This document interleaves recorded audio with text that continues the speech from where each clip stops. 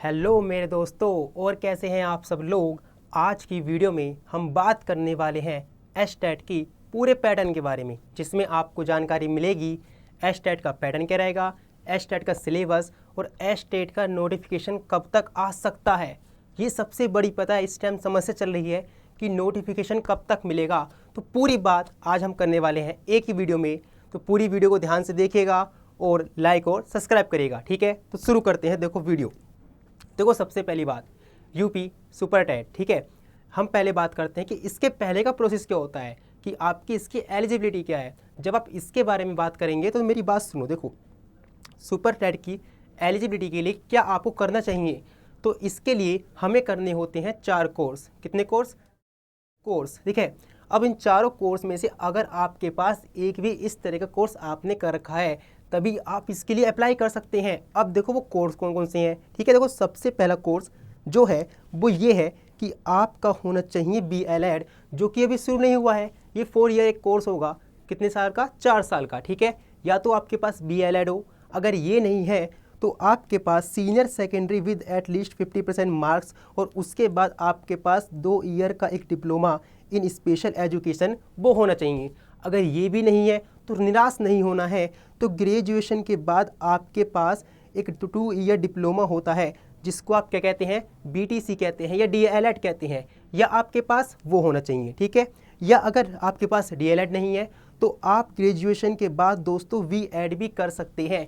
तो ये चारों कोर्स में से अगर आपके पास कोई एक कोर्स है या आपने ऐसा कर रखा है तभी आप इसके आगे के लिए क्या होते हैं, एलिजिबल होते हैं। ठीक है, अब उसके आगे वाली बात देखो, एक पेपर होता है यूपी टेट का।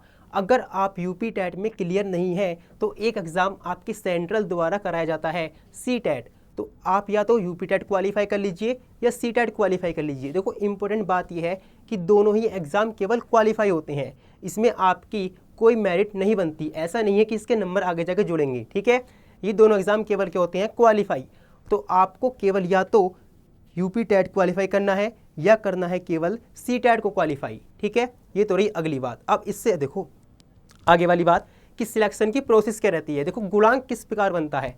अगर आपने यूपी टेट या CTET क्वालिफाई कर रखा है तब उसके बाद गवर्नमेंट अपने लेवल पर क्या निकालती है, वैकेंसीज निकालती है, जिसमें आप अप्लाई करते हो और एग्ज़ाम देते हो किसका, सुपर टेट का। अब उसका जो आपका मार्क्स का डिवाइडेशन कैसा होता है, देखो वो जान लो, वो सबसे इंपॉर्टेंट है।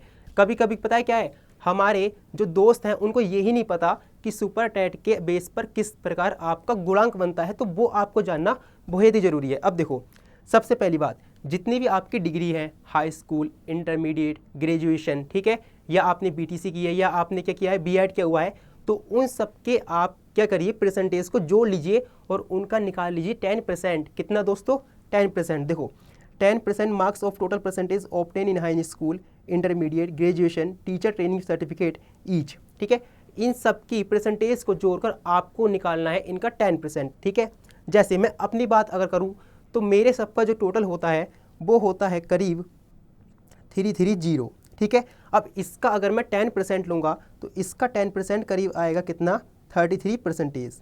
तो ये तो हो गई मेरी एकेडमिक। अब सुपर टेट का क्या होता है, तो सुपर टेट में आप जितने नंबर प्राप्त करते हो उसका पूरे नंबर से आपको निकालना है परसेंटेज। ठीक है, फिर जितना परसेंटेज निकल के आएगा उसका लेना है आपको 60%। कितने परसेंट दोस्तों, 60%। अगर आप इतने बड़े लॉजिक पर नहीं जाना चाहते तो सिंपल सी बात ध्यान रखिए, जितने नंबर आप प्राप्त करना चाहते हो, जितने नंबर आपके आएंगे उसका आपको लेना है 40%। जैसे सपोज करो कि नंबर आते हैं 120, तो 120 का आपको लेना है कितना, 40%। जब आप इसका 40% निकालेंगे तो ये करीब करीब बैठता है आपका 48। तो 48 को आप इसमें प्लस कर दीजिए, ये बन जाएगा आपका 81। तो इस प्रकार निकल के आता है दोस्तों हमारा क्या, गुणांक। और यही क्या यूज़ होता है, मेरिट में आगे जाके यूज़ होता है। अगर आपकी मेरिट में आपका नंबर आ जाता है जो गवर्नमेंट की मतलब सुपर टेट की मेरिट बनती है, तो आपके लिए जॉब क्या हो जाती है, पक्की हो जाती है। ठीक है, तो इस प्रकार हमारा क्या बनता है, गुणांक। कैसे बनता है, जितनी भी आपकी डिग्रीज हैं उन सबकी परसेंटेज का 10%, और जितने आप सुपर टेट में नंबर प्राप्त करेंगे उनका 40%, उनको जब आप ऐड करेंगे तब उसके बेस पर आपका क्या बनेगा, गुणांक बनेगा। ठीक है, अब देखो इससे अगली बात कि पेपर का आपका पैटर्न क्या रहता है। ये तो आप सबको पता है कि 150 नंबर का एक पेपर होता है। अब उसमें डिवाइडेशन कैसे होता है वो जान लीजिए। देखो, जो आपकी लैंग्वेज होती है, लैंग्वेज कौन सी, हिंदी, इंग्लिश, संस्कृत। हालांकि यूपी टेट में केवल आपको एक लेनी होती है, लेकिन अब जब आप यूपीसी काय में आएंगे सुपर टेट में, तो यहाँ पे आपको तीनों ही देखने को मिलेंगी, संस्कृत भी और इंग्लिश भी। और इनका जो वेटेज है वो होता है कितना, 40% का। ठीक है। Next, mathematics 20 number, science 10, environment and social study 10, teacher methodology ये होती है आपकी 10 नंबर की, child psychology 10 number, general knowledge 30 number. तो दोस्तों जो आपके लिए इंपॉर्टेंट है यहाँ पे है जीएस। जीएस का अपना एक इंपॉर्टेंट रोल है, 30 नंबर। और ऊपर आप देखेंगे मैथमेटिक्स 20 नंबर और लैंग्वेज 40 नंबर। तो कहीं ना कहीं ये चैप्टर आपके लिए बहुत ज़्यादा इंपॉर्टेंट है। और फोर्थ होता है आपके लिए कौन सा, चाइल्ड साइकोलॉजी। ये आती है आपके पूरे कितने नंबर की, 10 नंबर की। और इसमें ही आप टीचिंग वाले को प्लस कर देंगे तो 10 नंबर की और 20 नंबर का पूरा आपका यहाँ पर वेटेज बनता है। इससे नीचे जाएंगे, रीजनिंग, इंफॉर्मेशन टेक्नोलॉजी ये होती है आपके 5-5 नंबर की। ठीक है। Life skill management and aptitude 10 number का। अब देखो, जो आपको बेहद ही अभी से ही पक्के करके चलने हैं, एक तो है लैंग्वेज, ठीक है। सेकंड, आपको फोकस करना है साइकोलॉजी पर बहुत अच्छी तरह, ठीक है या नहीं। उसके बाद जो आपका अगला टॉपिक आता है जीएस, जीएस पर आपको अपनी अच्छी करनी है कमांड। देखो, बाकी टॉपिक क्या है, कम कम नंबर के हैं, ठीक है, उन पर आप इजीली कवर कर लोगी। लेकिन जो आपको अभी से ही लेकर चलने हैं वो टॉपिक ये है, मैथमेटिक्स 20 नंबर का है तो इंपॉर्टेंट है, ये आपको अभी से ही कवर करके चलना है। ठीक है। तो ये तो होता है इसका पैटर्न। अब देखो हम बात क्या करने वाले हैं, आपको पता है, ठीक है नहीं, अभी अभी हाल ही में वैकेंसीज पूरी हुई है, ठीक है, कितने की, लेकिन उस पर क्या हुआ, कुछ इस तरह की एक बात निकल के आई कि हमारे पास हमने देखा कि 6800 टीचर या जो 6800 वैकेंसी ऐसे लोग थे जो किसके थे, आरक्षित वर्ग के लोग थे, किसके, रिजर्व पीपल थे, ठीक है, आरक्षित वर्ग के।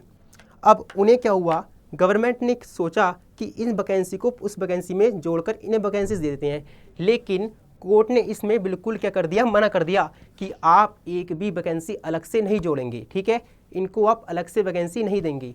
तो हमने इलेक्शन के पहले देखा था कि गवर्नमेंट के मन में, आपको पता है कि करीब 17,000 वैकेंसी निकालने का मन था। अगर सोच के चलें, अगर 6800 भी इसमें प्लस करते हो तो करीब से करीब 25,000 वैकेंसी आपकी हो सकता है निकल के आ जाएं, ठीक है, ये तो रही अलग बात। लेकिन अगर आप अपने अभी एक न्यूज़ सुनी होगी तो आपको पता है कि एक अपडेट आया है जिसमें ये कहा गया है कि 30 रेशियो पर, जो 30 का स्टूडेंट होता है कि 30 स्टूडेंट पर एक टीचर, वो रेशियो अपना आप में अभी कंप्लीट है। तो आप ये भी सोच सकते हैं कि गवर्नमेंट के मन में अभी कोई वैकेंसी निकालने का मन नहीं है, यह हो सकता है आगे निकाले, लेकिन हाल ही में सुनी इस खबर पर ऐसा ही लगता है कि फिलहाल कोई वैकेंसी निकालने का मूड नहीं है। देखो, अगर आप ये सोच के चलोगे, ठीक है नहीं, कि वैकेंसी कब आएगी या डेट कब आएगी, कब नोटिफिकेशन आएगा, तो पढ़ाई होने से रही। आप हमेशा ये सोच के चलो कि हम कितने प्रिपेयर हैं। अगर सपोज़ कि एग्ज़ाम 1 महीने बाद भी होता है तो क्या मैं उसके लिए प्रिपेयर हूँ, आप ये सोच के चलो। ये मैटर नहीं करता कि डेट कब आएगी, मैटर ये करता है कि आप किस एग्ज़ाम के लिए कितने प्रिपेयर हैं।